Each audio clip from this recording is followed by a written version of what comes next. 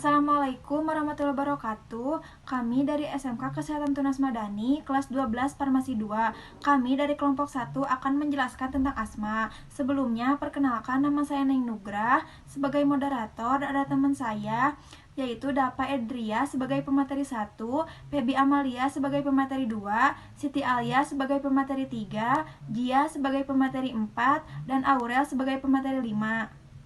Latar belakang asma. Asma merupakan penyakit kronis yang mengganggu jalan napas akibat adanya inflamasi dan pembekakan dinding dalam saluran napas sehingga menjadi sangat sensitif terhadap masuknya benda asing yang menimbulkan reaksi berlebihan.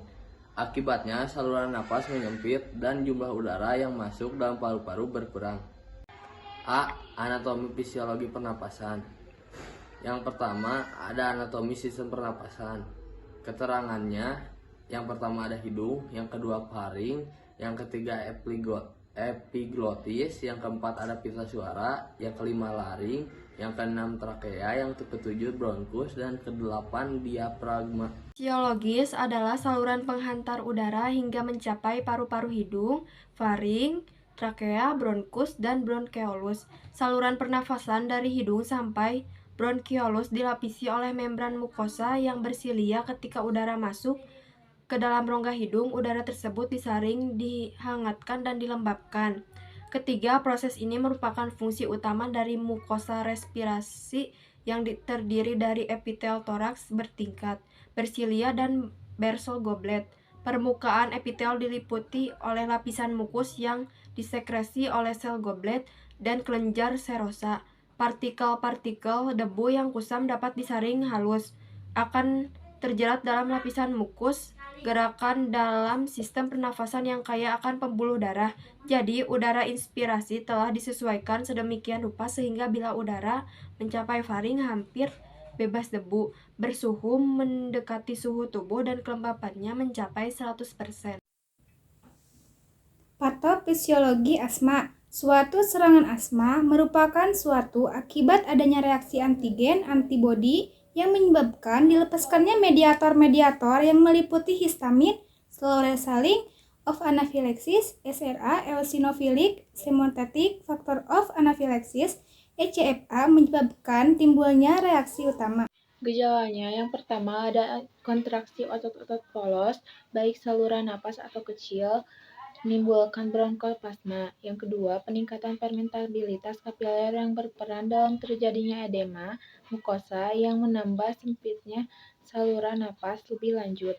Yang ketiga, peningkat sekresi kelenjar mukosa dan peningkatan produksi mukus mengakibatkan pasien yang mengalami serangan akan berubah bernapas mulut yang mengakibatkan keringnya mukus yang lebih lanjut akan menghambat saluran napas. Selanjutnya ada contoh obatnya yaitu salbutamol suplat. Indikasi umumnya, informasi obat ini untuk kalangan medis, bronkospasme pada semua jenis, asma bronkial, bronkitis, kronik, dan emfisema. Komposisinya salbutamol 2 mg.